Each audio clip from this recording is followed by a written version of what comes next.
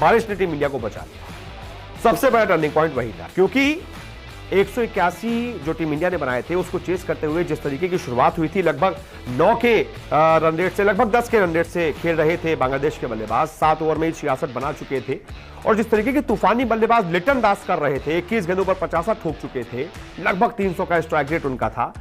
उस हिसाब से, जिस हिसाब से वो खेल रहे थे, ऐसा लग रहा था बड़ी आसानी से बांग्लादेश को वो 17-18 ओवर में ही मैच जिता देंगे।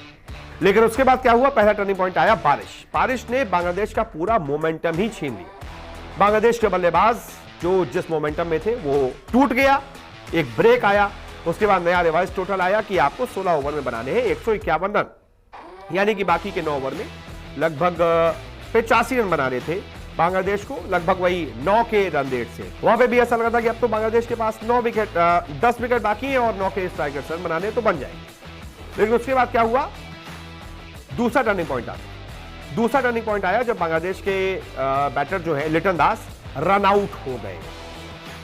केएल राहुल ने डीप मिड विकेट से लगभग ये मानकर चलिए 34 से 35 मीटर दूर से डायरेक्ट रन आउट कर दिया लिटन दास को। अश्विन ने बॉलिंग की थी, शंतु ने शॉट खेला था, डीप मिड विकेट की तरफ शॉट गया था, बड़े आसानी से 2 रन दिख रहे थे।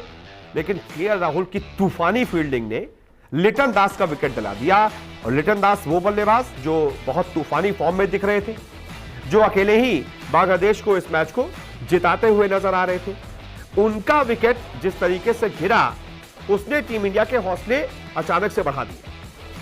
टीम इंडिया को लगने लगा कि वो मैच जीत सकती है, क्योंकि लिटन दास 27 गेंदों पर 60 रन बनाकर खेल रहे थे और उसी समय लिटन दास रन आउट हो गए। पारी का वो लगभग 8वां ओवर था, लिटन दास को केएल राहुल ने रन आउट कर दिया। ये मैच का दूसरा टर्निंग पॉइंट था। और तीसरा टर्निंग पॉइंट आप ये मान सकते हैं कि जब बैक टू बैक 2 ओवर में जिस तरीके से अर्शदीप सिंह और साथ ही साथ केएल राहुल ने बॉलिंग की, वहां पर मैच पलट गया। और वो back to back 2 over the, 12वां और 13वां ओवर था। जब 12वें ओवर की पहली गेंद पर अर्शदीप सिंह को जब अटैक पर वापस बुलाया गया, तब तक वो 1 ओवर में 12 रन देख चुके थे, लेकिन उस ओवर में उन्होंने शानदार गेंदबाजी की और 2 विकेट हासिल कर लिए।